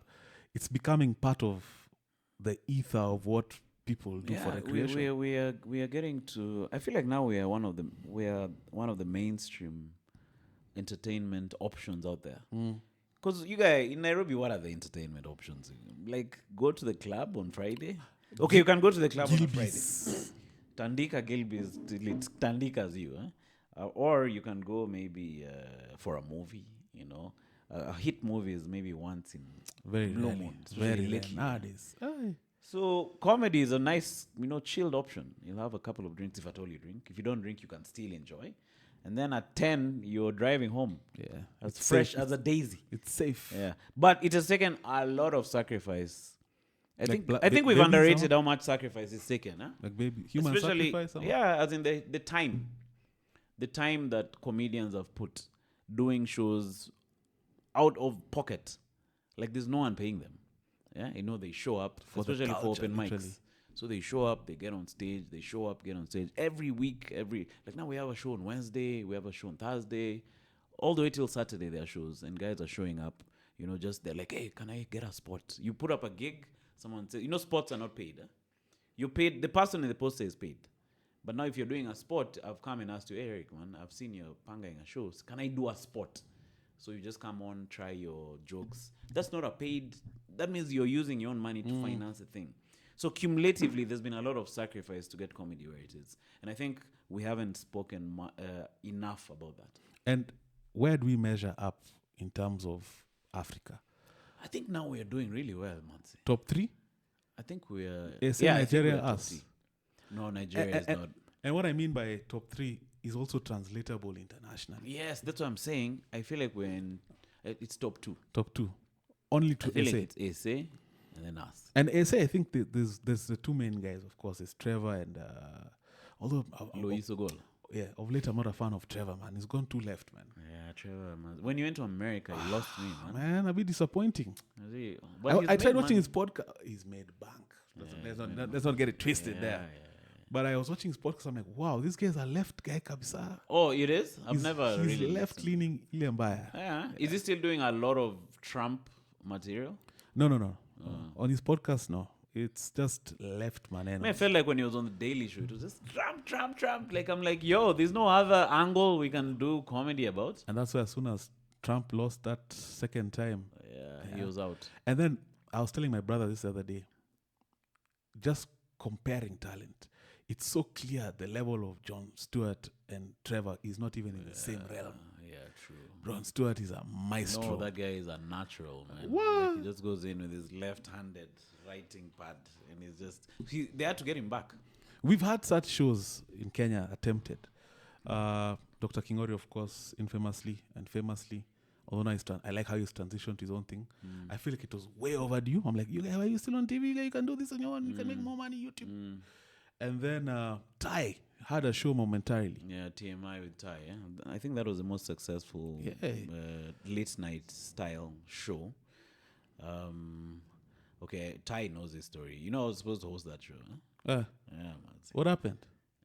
I had deleted all my videos. I normally go through these phases where I feel like I'm not a good comic. Check it. Mi niko chini. Manze.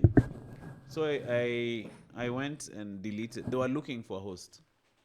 Manze mi nikaenda nika delete videos. So Dag was in that sort of committee looking for a host. So he's like, no, there's another guy called Manu. So those guys are like, see, we see his stuff. Okay, you went to my page, found nothing. You guy.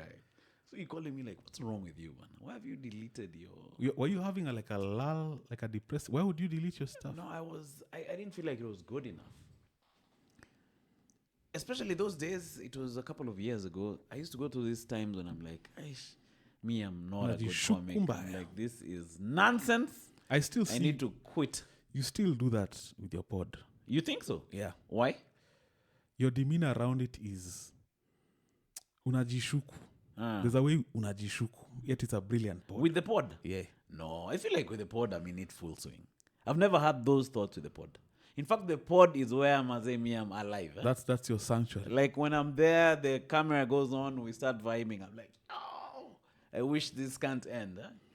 But at that time with stand-up, to be honest, when I was looking back and discussing it with Doug, I think it was just life. My marriage was tanking, you know. I think I'd quit my job. Talk about that, man. Let's talk about that a bit. What, the marriage? You're divorced? No, we are separated. We haven't had that conversation yet. Yeah, divorce. Your paperwork. Yeah, man. I think. So that time things were thick in the home. We were supposed to get a kid. We lost the kid. And then after that, things just went south. They went deep south. And is that not to get too intrusive, but is that directly attached to the loss of the child? I think it was like the beginning of the end. I think from the way you're saying, the way we're discussing how I cope with stuff on the podcast. Like I go to the pod, make a joke about a very some dark stuff, grave thing, then guys laugh. Yeah. But now maybe I think I didn't appreciate how things affected her. All right, and I didn't take it as seriously as we should have, because in retrospect, maybe we should have gone for therapy. We should have looked for someone, maybe a couple who've gone through the same stuff and talked about it. But I didn't initiate any of those things. I was just no, let's just move on. And I feel like maybe it affected her. Is it irreparable? I don't want to say much about what happened to her because obviously she's living her life. But I remember there was a lot of drinks which came up. You'd get to the house, like, hey, you're mezzing quite a bit. But in retrospect, I feel like that mezzing was part of the coping. It would be. Trying to cope with all that pain. And then also, Kite is very lonely. Like, where I stay 3 kilometers in. It's not the ideal place for a young couple who are on their own, unless you have very strong mentality, especially at that time. Because your neighbor is Uko. It's digs, someone has engendered 3 plots, and then another digs there.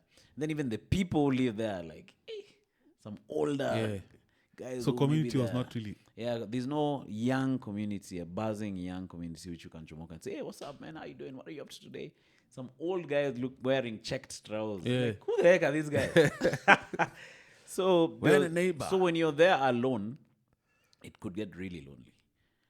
Those days there was no even Wi-Fi. It was just quiet, Like you have to just face your thoughts.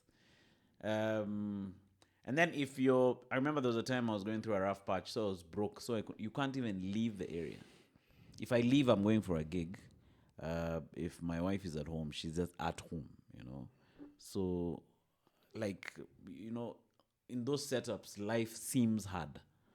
You're like, hey, it's called kupitia. Hey, mazena pitia. Not to take you back, but is it fixable?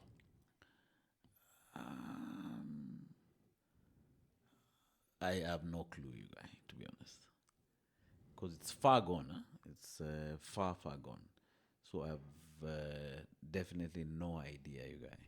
Because now I've been on my own for how long now? It's more than a year. How she's doing her thing, Oko. So, I don't know. I don't think so, man. We got a bit deep there. Yeah. Took him to some deep waters, man. I knew you'll be like a man. You're really good at doing those things. Check it. So, no, just tell us. But I know you have, there's something that came up the other day, and I was so intrigued. And I really want to be part of it if you're serious, because my whole thing is the duality of people. The generation before us came and they felt they had to be like a monolith of sorts. I'm a lawyer from Sunday to Sunday. At home, my demeanor is that of a lawyer. And my whole thing is around the fact that you can be more than one thing. You can be a stand-up comedian. You can be a career man. You can be a coach. You can be a whatever. The opportunities are limitless, right? And you did mention that you had a bag for aviation, right? Yeah. I genuinely think you should pursue. I remember you telling me seriously about it. I actually went and started looking for schools. Yeah, because it's doable.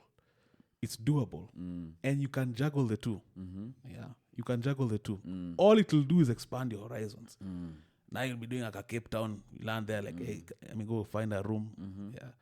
I was asking you, maybe we can discuss it here. Go ahead. Do you think it's because I'm 43 right now, Doesn't turning matter. 44? Team is 44. Team just went Tim to is actually my inspiration in that rebirth of that direction. Yeah, he just went to SA. He got his PPL. He's gone to SA. He's already converted.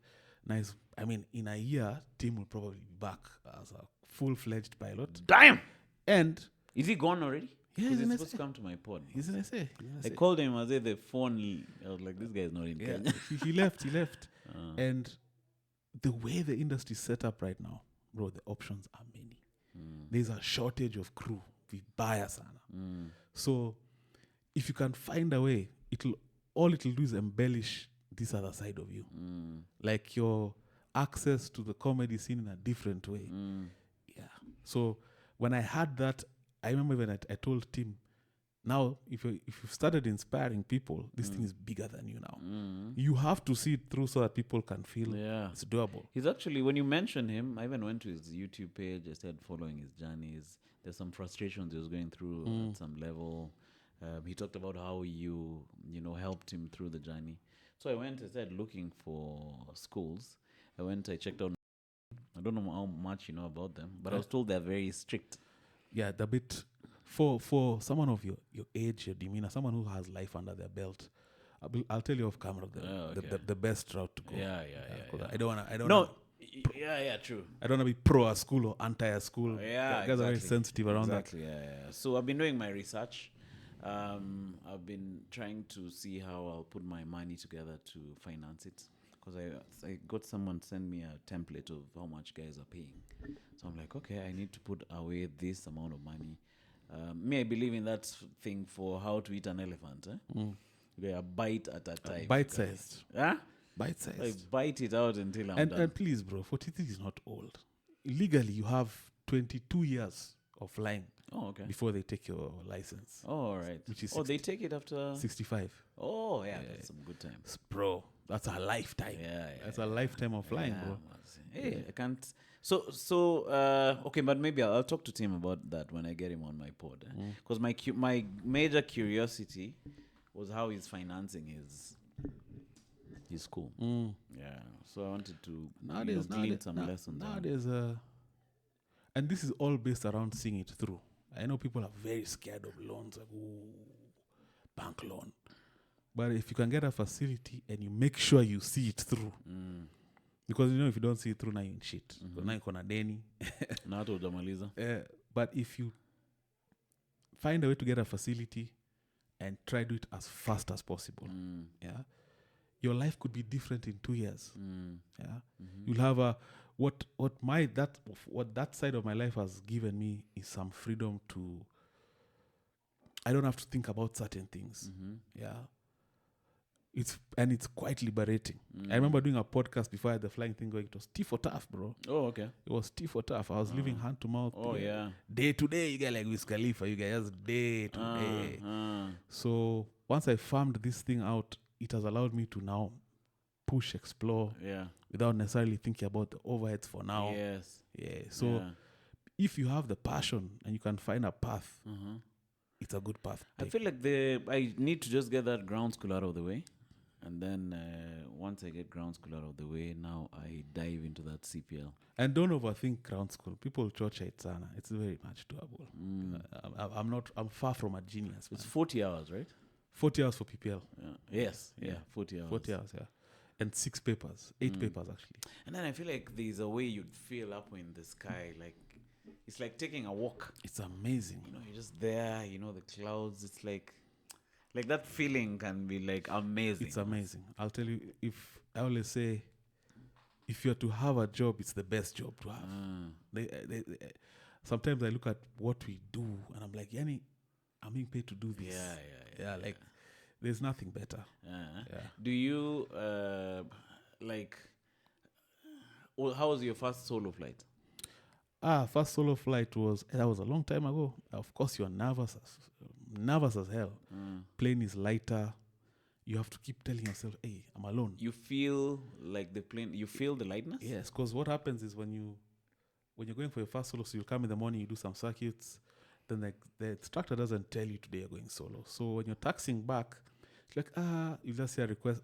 Me, it was a lady, she requested to Tower, requesting student first solo. They're like, you trying to leave me? Then she stepped out, closed the door, made sure I latched. She's like, and then just go do what you've been doing. She's like, hasta la vista. Yeah. So now when you take off, the plane is lighter. Like, hey. Oh, you can feel the difference between being with the passenger and... It's a 4-seater. Yeah. So you can definitely feel the difference. And then every time you have a moment of zubaing, because when you're flying with an instructor, there's a way, there's like a reliance there. Yeah. So every time I'd zuba a bit, I'm like, hey, if I'm to correct anything, it's me. There's no one who's going to correct anything. Yeah. And then you land and it's, one of the most memorable days of my life, Okay, let's shake on that, man. We're gonna go through this, brother. With my fans as a witness. Yeah, Maze. You guy, pilot Manu on the way. You guy, loading. Believe it. Believe it. No, it's gonna happen. No, thanks for bumping me in that direction, because it was just at the back of my mind. I'm like, no, I'd like to finish. In fact, I remember I was talking to some chick and telling her, me, I want to go back to flying school. And then when I had the convo with you is when now I started actively now looking for sports. And then Africans we are biased with age. Right now in the UK, I don't know if you heard of a company called EasyJet. Bro, there are guys who've done whole career changes. A guy was a IT guy, another guy was a plumber. Oh, an EasyJet. And then, the guy is now 45, air school. By the time he's done 47, he's in EasyJet flying an Airbus. Yeah. He still has 20 years to go. This guy I think he's called Duval? Lil Duval or something. Lil Duval, yeah. See, he got his license and now he's flying. Yeah. Even has a plane. In fact, he has planes. Oh, he has planes. Yeah. And then he flies. You see the way guys go on tour and it's either you're flying airline or guys go on but Croatia on a bus. This guy flies himself to different states to do gigs. Yeah. But America is also a different scale. Just of everything. Airlines have 400 aircraft. It's 25,000 crew. Like that. It's just so you can just fit in there somewhere. It's just a different animal. But now as we land the plane, what's in store for not only Kenyan comedy, your podcast, and just generally, man? What remains the dream, especially on this entertainment side? What are you trying to achieve? To be honest, for me this year, I remember in January I was calling it the year of the podcast. For me this year, I'm leaning more towards the pod. And if I'm doing shows, I'm more doing organizing and just getting on maybe to host, just to just help with the vibe. Okay.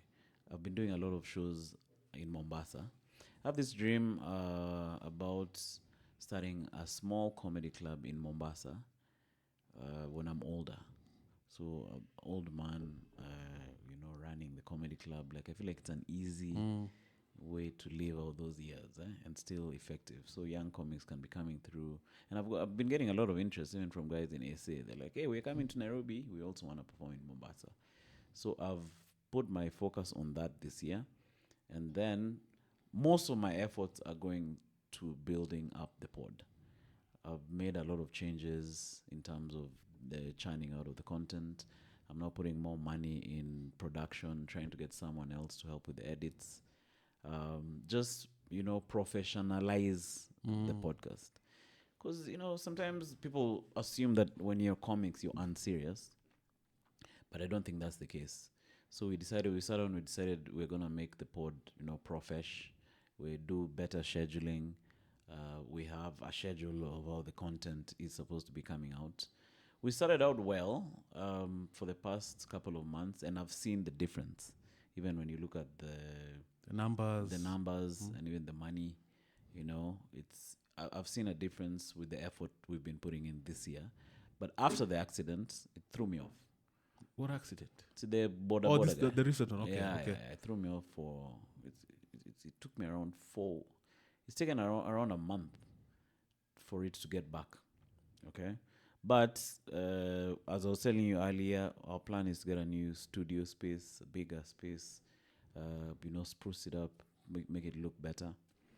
Can I And add, just podcast. can I add another formula there? Yeah. Relentless pursuit. Yeah. Like Kibe sounding to work first time. Yeah, come back. Yeah. And let me tell you, such guys, like a guy like Kibe who's, you see him, provided he sees, Msa kuna Catalanta. He wouldn't do just any podcast. So if he's already agreed to come to your podcast, it means he'll come back again. Because he came to the pod, came to the comedy shows. We were even planning a show with him to do some comedy in Mombasa.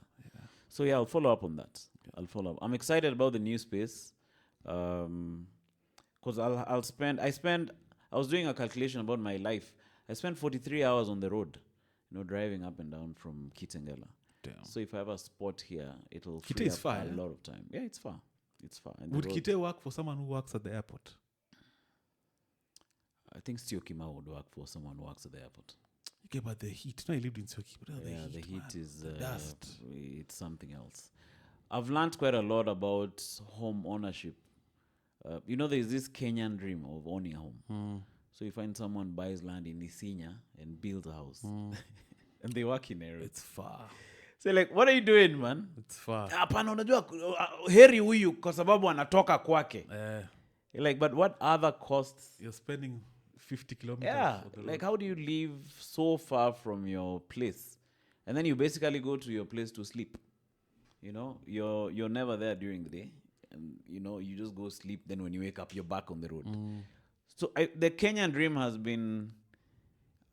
It's been sold wrongly, I think. Because even some of my neighbors are like, these trips are they really tax me. Because you find a lady who works at the bank in Nairobi, like my neighbor, she works at the bank, but she was telling me she's really stressed most of the time because of the trip.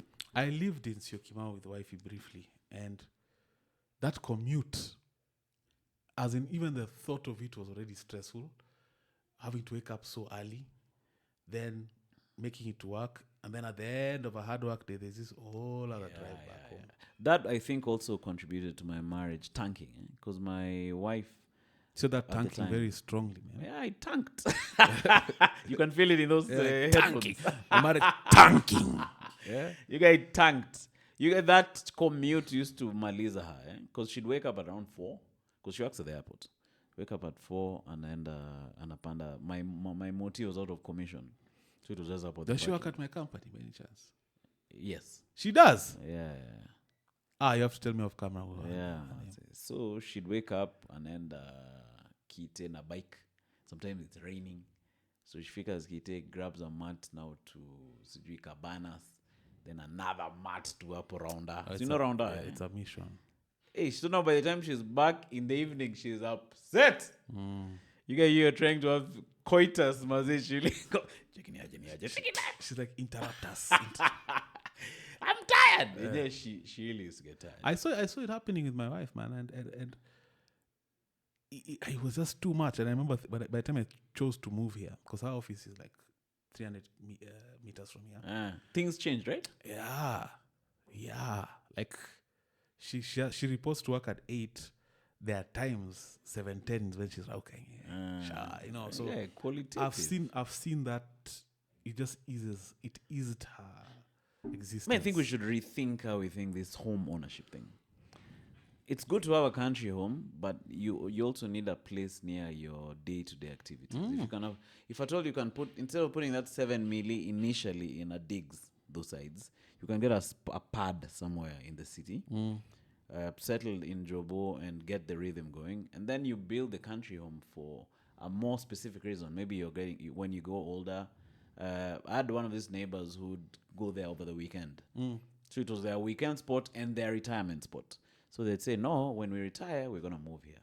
But we have a place in Kilimani where we operate from there. And even the kids, like I've seen guys commuting from Kite, as in the kids are commuting to Riar.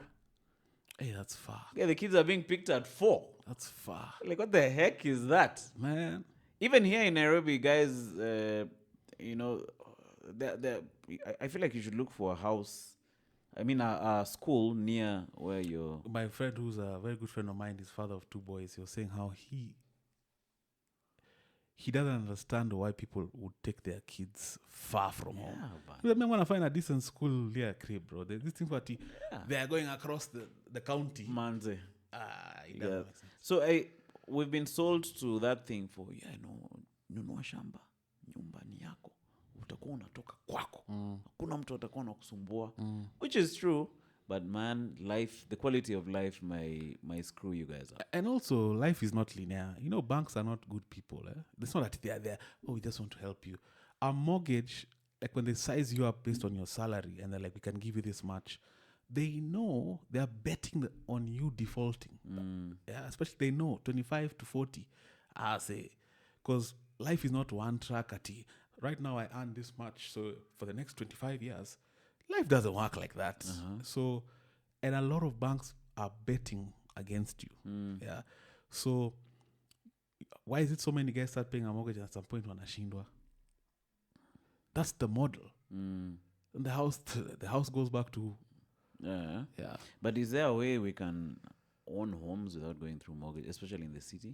How about you just rent until you're ready? You know, me, I've mulled over this for 1.5 years, and I realized there is no way other than doing something extraordinary that will give you some extraordinary cash.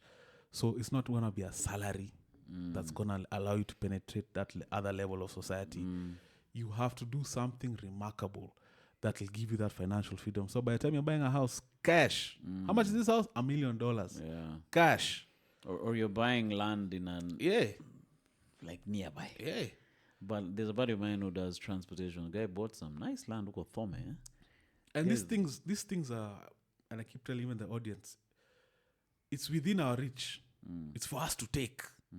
Yeah, sometimes our mentality cocoons us to think, okay, I'm a pilot. I'm just going to do this till I get my pension. And then, provided my kids can go to a career, some more years. It can be so much better. Like, why am I shortchanging myself when all it takes is effort to get that other level? Yeah. Is this podcast your other thing that you're pouring yourself into? This is my, I said it before, this is my, you guys buy land to speculate. Yeah. This is my land. It's my digital shamba. I'm just going to keep watering it, speculating on it, pruning it. But the ultimate, like I told you, I turned 1 yesterday. Yeah, congrats, man. I'm just short of 20K subs. With decent effort, not enough structure, I feel. Like, I really wing it because of my day job. I really have to... Folks can tell you, hey, I shouldn't But now I realize with just a bit of structure and consistency and I work on the brand, bro, this is what's going to change my life. It's not the flying. I'm curious about YouTube. I've never had an insider... But they always look at these things. I always say I'll comment on them. This is the KLM. Like KLM. Yeah. They have alcohol inside, right? This one still has. Provided it's still there, it does. Yeah. I met this chick who used to fly a lot. She used to show me these things. Chick, so when you fly, they give you this. Yeah. So I saw them on the pod. I'm like, yo. So I wanted to ask about making money on YouTube. Like, at what point do you feel like now you start breaking even? So I did a Caliph episode that went crazy, and that showed me the possibilities. I was like, higher. Can you share how much you made? Just under 800 euros. Nothing crazy. How many views? 200 and... How many now? 220K? They're about? 800 euros. Yeah. Damn, that's crazy. So... From one video? One video. You guy. So it showed me the possibilities. Yeah. And then I talked to Kina Moaf. Like, Moaf is my homie. Of course, I won't say on air, but I know what he's making. Just being consistent. And right now, Moaf Bana, if I fly passes, kuna inzi ilipita hapa. Cheki, nataka to react story ya inzi fulani ililand kwa mapua ya Gachagua akichapa show ya Obina. Hebu tuone hiyo clip. So he's becoming news because and you can't I watch him for the news now. You can't resist. Yeah? The way you can't resist it because everything that's current, you turn on YouTube, it's already suggested. Guy of the tick. Mark talks about like, Yeah. So I know I know how much he's making. Yeah. He shared with me, bro, this thing can remove us from the struggle. Like, For real. For real, for real. For real, for real. And there's a culture shift. There's a huge culture change happening. Bro, it's so sad sometimes. I know you're on radio. It's so sad sometimes I see how radio guys are trying to have like a social media presence, and it's so desperate. You can tell the ratings are tanking. Was it the engagement is at 0, man? Yeah, it's because everyone is moving digital, on demand. On demand. I don't have to wait to see. I can just till 7 p.m. Every time it's Eric, Kisiangani podcast. Like, so, bro, this is year 1. Year 1. What is year 10? Yeah, that's if you're just consistent, what is year 10? Yeah, true. There's no way at a minimum in 10 years you won't have 200,000 subscribers. That's worst case. If you just continue as you are. Bro, with 200k subs and you're getting maybe an average even of 50k views, bro, you can live. You can live. Then someone like Lynn Ngugi, now what she's doing on top of YouTube, because she's making like 2.53 minimum a month of YouTube. Now all the other sponsorships she has, all those things she does, all those. I've seen she's pivoted. Now she does Africa-wide content. Yeah. And then she makes sure she does it in English. Yeah. And even her she's really developed her style. She used to be very Kenyan. Yeah, she used to do so this tell us, today he jumped, jumping. some sad stuff. But now you can see she's refined herself within her capacity, you know? Yeah. So there's no employment that can earn you that. Yeah. Even the growth potential. Yeah. Like the growth potential over time, you can't get that ratio in employment. You can't. Huh? You can't. Have you ever thought of but your podcasts are normally mainly in English, right? Aujaisikia zangu za French. Z. Parlez-vous? No, me, I'm an English speaker through and through. That's my forte. But you know, that's an advantage. Because now you get people watching in Uganda. You already said getting that, right? Yeah. Like people outside Kenya. Yeah. And that's what I was trying Some weird places, Bana, Denmark, Canada, like, of course, America or diaspora guys. Yeah. That's. I was trying to do that with. I have these episodes called "Chopping It Up with a Man." So when a man comes on, we just do pure English. They know those Swahili jokes. But we need to work harder on that so that we transcend. I'd like to have the local references in some episodes, but I'd like some specific episodes to be known that you can watch them and you'll understand whether you're Ugandan and stuff. So what I want to do is I want to go and start going into comics in Uganda. Do you want to take the show on the road? Yes. Yeah. I do comics in Tanzania because they're also doing well now. I go to South Africa. I get all the comics on. That's the way. How you set yourself up because you're a comedian. You can easily just be the go-to for everything comedy podcast, easily. Yeah. And then now if you transcend the border, because that's my next thing also. I want to get guests that are international appeal, just to show guys that. So you think if you put let's just be wild. If you put Snoop here, you think I can't hold court with Snoop? I just want to show guys, you think I can have a 3-hour international level conversation with Snoop? And the moment you do something like that, bro, guys are like, oh shit, these guys are the real deal. Yeah. Who inspires you in podcasting apart from Joe Rogan? Is it only Joe? No, Joe is my true north. I like the work ethic is just ridiculous. Guy posts 4 times a week. The ridiculous work ethic. And another thing I really relate with him is just being in uncharted waters and enjoying it, especially in the early stages. At first, my colleagues were like, "You're a pilot. What are you doing? What at the podcast?" And then now, some of them are my biggest fans. Some of them hate my guts. What the fuck you think you are? To also do a podcast. Yeah. But, bro, guys used to tell Joe, "What are you doing? What are you bringing mics here in the green room, bro? What is this?" But he didn't care. He didn't care. And when he started, he sucked. I watched my first episode and I cringed. I'm like, Yeah, everyone's first like, episodes. fuck. Me, mine are on private right now. That's the ones I used to do in Kitengel. I used to make noise. like, that's how the lens looked. Check in terms of marriage. Let's talk about marriage. Check in Hey. And then when someone would subscribe and send them a personal message in the inbox. Thank you so much for subscribing. It was such a desperate look, eh? So Joe Rogan, of course, for me, I like.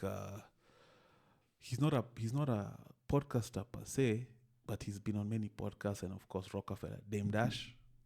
I really love Dame Dash, and what he stands for. I like comedy podcasts, so a bit of Flagrant, a bit of Tiger Belly, a bit of The Fighter and the Kid. Yeah. Theo Von. I love Theo Von. Theo Von is the dopest comedic host me I've ever seen. But now the range and I was looking at my roster the other day of people I've interviewed, and I was like, I have range, and that's what I wanted to teach myself. I wanted to prove to myself I can sit with so and so, so and so, so and so, but the ultimate goal is to be objective. So people say, how can you skibe? Bro, it's in my bio. Humanize the person behind the persona. Did they demonetize your Kibe episode? See. Oh, it's monetized. That was mine demonetized, man. But maybe, maybe because of the sound. Oh, let me also teach you something. Let me teach you something about YouTube. Their default setting is to demonetize you. So if they can tell, this episode is getting unusual traction, they'll first demonetize. Okay. It's like a default. Then there's an appeal that you do. You'll find 99% of the times you appeal.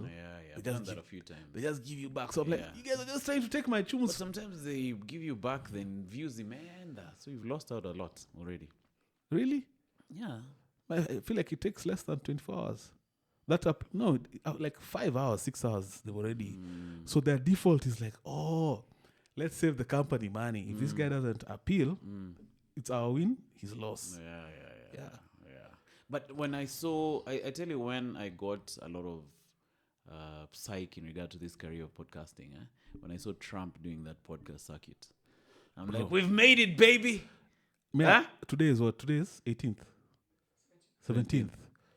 Bro, as of yesterday, Obina interviewed Gashagwa, like on a podcast. It is such a win for new media. Trump winning the election after doing a podcast circuit when Kamala refused was such a win for new media. I think so, that's how I was seeing it. The tide is shifting. I was telling someone, like, when I was starting this pod, part of my dream was always anyone who's serious, even in the political space, must pass by here. Yeah, it's a stop. And then I've hosted someone like Babu, I've hosted Karori, I've hosted Morara. What about in the future if any of these guys was to Penya? I sat with this guy. Exactly. Back then. Yeah. So, moral of the story is, bro, we're making history. It's just that we're leaving it, so we're just taking it lightly. Did you chungulia Gashagwa's stream, Jana? I watched. When I pipped, it was like 40 G guys watching. Yeah. Did you check how many guys were watching when you popped in? No, I saw. I mainly watched a lot of TikTok highlights. Me, I popped in, it wasn't active, but I checked to see how many guys were watching. Hey, guys, 40,000 G guys. 40,000, man. Yeah, that's crazy. That's crazy. And Obina's style is pretty relaxed, huh?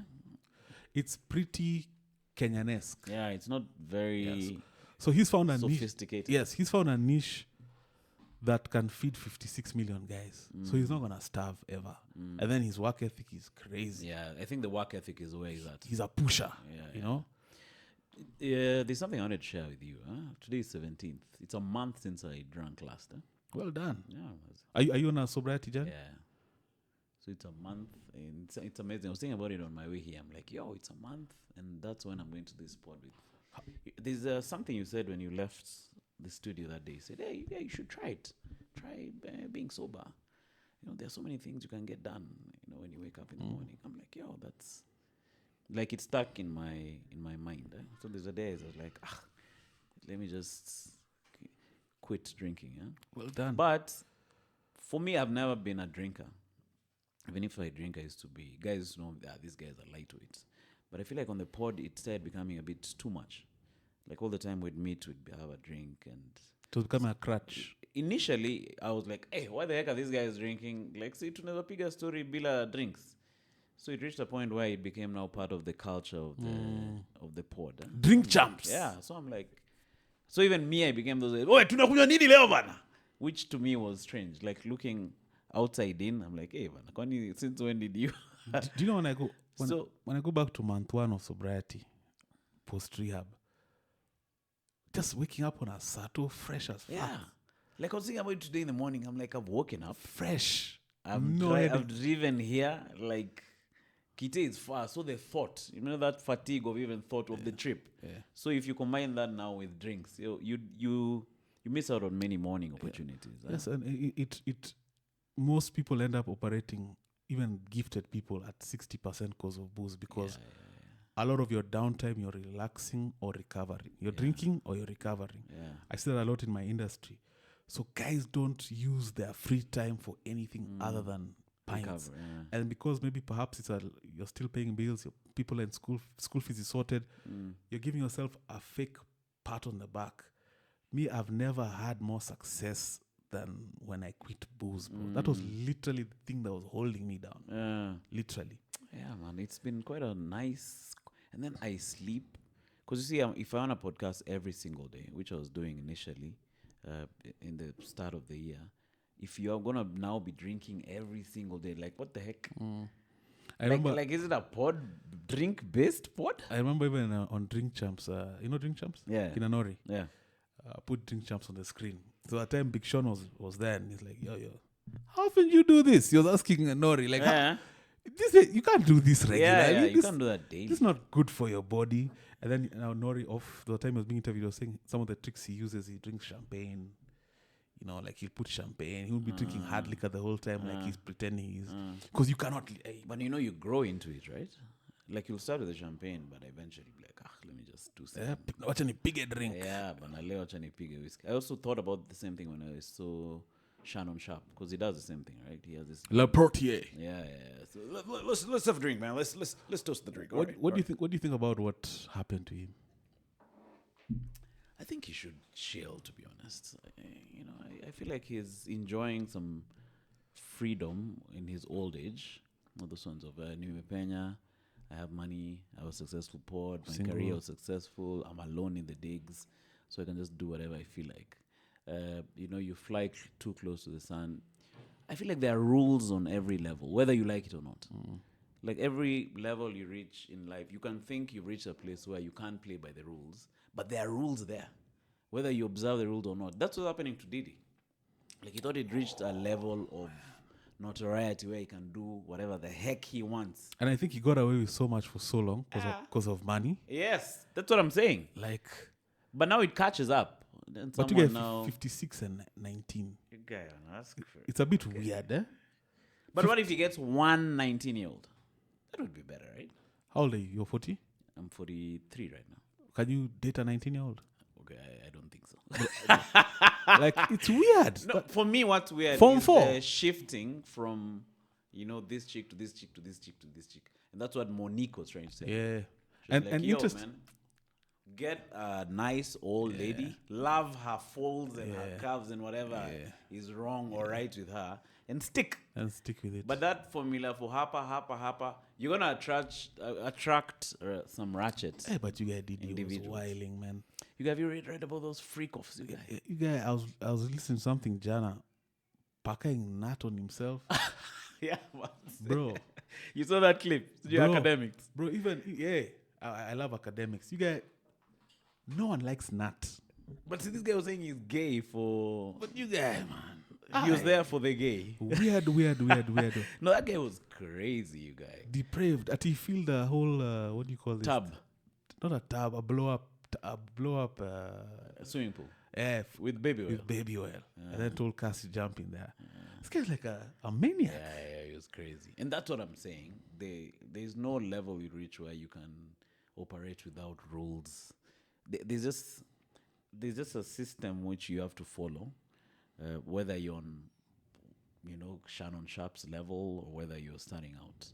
And the more you do those things, it'll catch up eventually. But then before we close, on a legal standpoint, he might beat the case. Who? Diddy. Oh, for real? How? Yeah. There's too much consent involved. You can't say, she blundered by doing a civil lawsuit first. If you are such a victim, it wasn't a money grab, you should have gone the criminal route. You're only testifying because you've been subpoenaed and you've been forced. Now. Oh, she's been subpoenaed to testify. Yeah. See, she wanted the civil lawsuit, 30 million, and just ran away to the sunset. But nah, they're like, okay. So depraved, yes, but illegal, no. Willing buyer, willing No, seller. but he like that dragging guys is where it's at. But it's not dragging, guys. It's, hey, boss, kuna molly hapo, kuna Charlie. It was not that, hey, hold her, let her take this molly. But even in Kenya, if you have sex with a woman after making her inebriated, it's illegal, right? Yeah. So I think it's the same reason. But if you're a couple and you guys are getting no, licked, see, now this chick is just a crazy chick wants to rip you off. you get but you Or the prosecutor wants to, to have his day in court with you. So he's like, we're going to make this stick. Because it's weird. Because we have hung out personally with many chicks. Bought them some drinks. I'm like, hey, so kunya this thing. Because you want to get her nose so you can jump in. But if you now look at it technically, and then she also complains, it can't stick. But now, you've been part of this freak offs for 15 years. 15 years. Yeah, that's crazy. Yeah. So you think it may not stick? I think these guys really want these guys. He refused 60. How many months did they offer him? His plea deal was what? It was some crazy number of months. It was like more than 10 years. So it's like, see, guy, I'm doing 10 years. Let's go to trial. Oh, for real? Huh? Yeah. Give it up for him. So plus, I think he has the best lawyers money can buy. Bro, OJ got off. Let's not forget that OJ got off, bro, after killing, murdering. If the glove don't fit, You gotta quit. you must quit. And remember, the judicial system in the States is what? Beyond reasonable doubt. Yeah. So a hung jury is all he needs. And how about Shannon Sharp? Is he out of the woods? Yeah, I've been seeing he's been podding. No, that guy has never stopped podding. But he's really good, right? I don't find him that good. I find him to be. I think he had I think Cat Williams did an amazing job.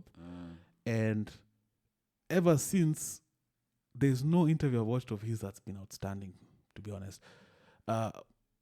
Damon Wayans, he held court. It was more about Damon, not Shannon. Yeah. So he's gotten a lot of that trust transfer you spoke of in the beginning. So guys just come and their star power just shines. It's not based on what he's asking. Yeah, I don't see the... I find his style to be interesting, and I like the way he carries on the conversation personally. Okay. You should check out his interview with the I Show Speed. There are a lot of I did. Yeah, I think that was interesting. I'd never seen I Show Speed on a podcast. Watch Damon Wayans as well. That was a nice one, man. Yeah. I'll check it out. Man. So, it's been every other time with Eric Kisiangani. Thanks for having me, bro. It was a fun time. It's been a pleasure. We should do more of these pods. You come over, we just do banter about stuff. I also want you to come next time with another comic. Oh, yes. We actually have the ability.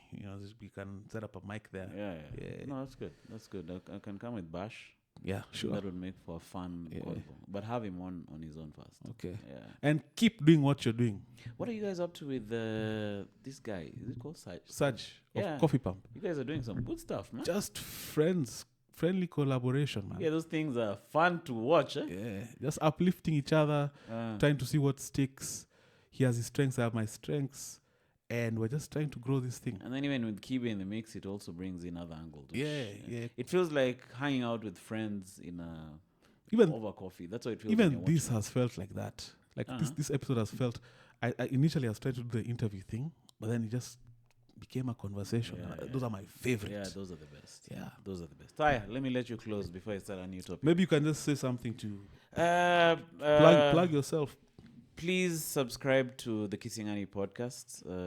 We are a very fun-loving podcast. So join us over there. We do very nice comedic episodes, interview episodes, the whole shebang. So check us out. Also, check out my special. It's a YouTube club special. That means I did it in a club.